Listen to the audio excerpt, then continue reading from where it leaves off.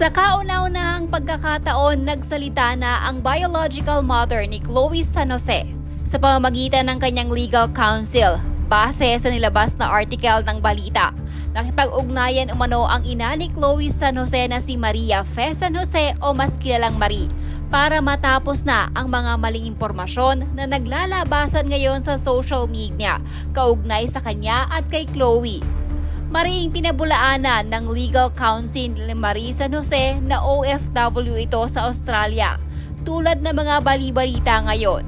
Ayon kay Attorney Ciudadano, isang Australian citizen umano ang ina ni Chloe at hindi OFW. Isa umano itong caregiver sa isang aged care services.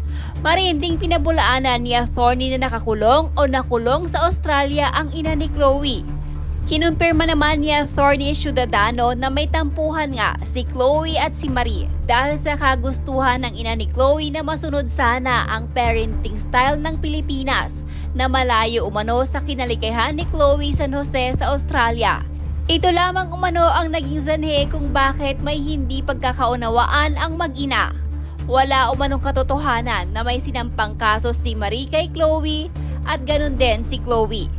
Hindi na din umano magbibigay pa ng komento si Marie tungkol sa mga nangyayari ngayon sa kanyang anak at sa issue nito sa mga magulang ng boyfriend nito na si Carlos Yulo. Dahil pag-amin nito, matagal na din umano silang hindi nagkakausap ni Chloe at nasa tamang edad na din umano ang kanyang anak. Sinagot din ng kampo ni Marie ang balitang may anak na si Chloe na umano'y pinabayaan nito. Ayon sa abogado ni Marie ay nakakabatang kapatid umano ni Chloe ang kumakalat ngayon sa social media na kasama niya. Narito ang naging statement ng legal counsel ni Maria San Jose na nilabas ng balita. Chloe was born in Philippines on March 21, 2002 and left for Australia with my client on 2013. Obtained an Australian citizenship on February 2020. My client Marie raised Chloe on her own. The biological father whom Chloe only met last year, again after being in Australia since 2013. My client got married in Australia and that is the reason why Chloe and her sister were able to migrate to Australia. It is true, even before Carlos and Chloe met, my client Marie and Chloe already were having difficult relationship due to the differences of ideas regarding parenting over the minor Chloe. The gap started as I said, Chloe was a minor, then a few years before reaching 18 years old, she was insisting on her way and my client retaining her Filipino values, being a protective mother and having the best interest of Chloe in mind, did not agree. Consequently, the frequent clash of ideas led to the gap. Regarding the alleged case filed by Chloe against my client is not true. Chloe did not file any case against my client. Marie, her mother, for the longest time decided to keep quiet to keep the peace and not to drag into the issues.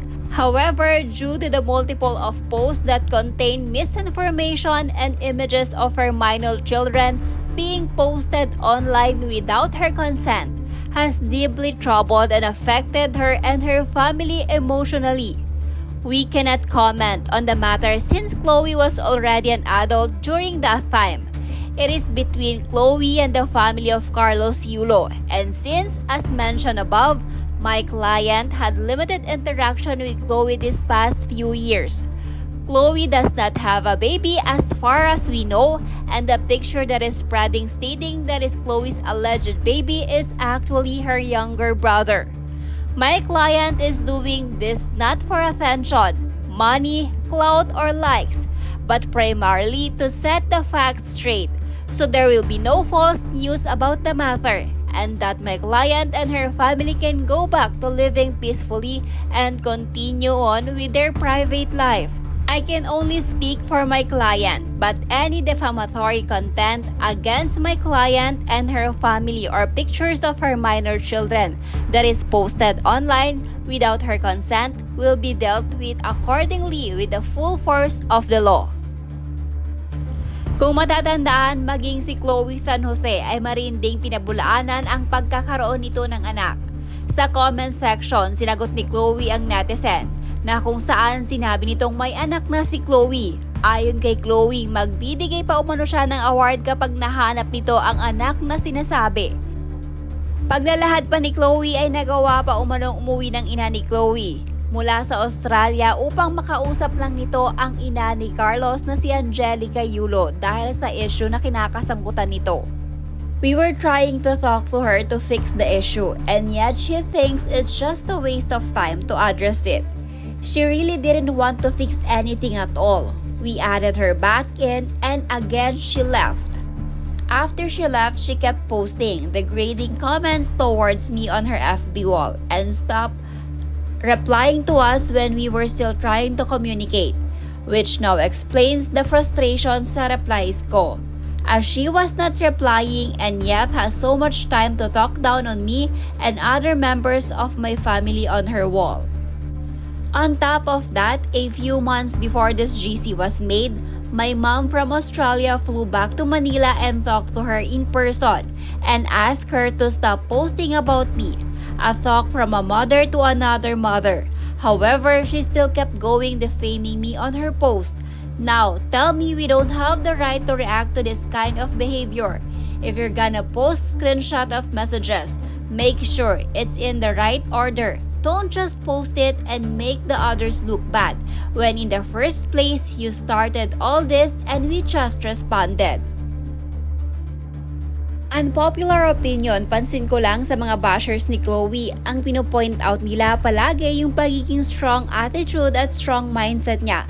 Parang gusto nila dahil babae ka, palagi kang head down at dapat palagi kang mainhin.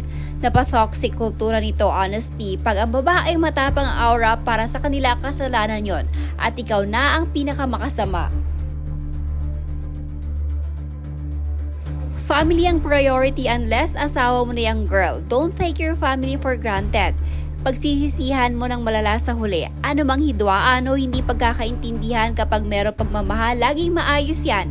Pwede naman kayong magmahalan without hurting your family, lalong-lalo na ang parents. Hindi mo naman sila habang buhay makakasama. Hintayin ko na lang na maghiwalay kayo at subaybayan ko yung pagtanda mo, Goldilocks, like 10 to 15 years from now, kung proud ka pa rin sa mga pinaggagawa mo. Sana magkaroon ka ng maraming anak na katulad mo.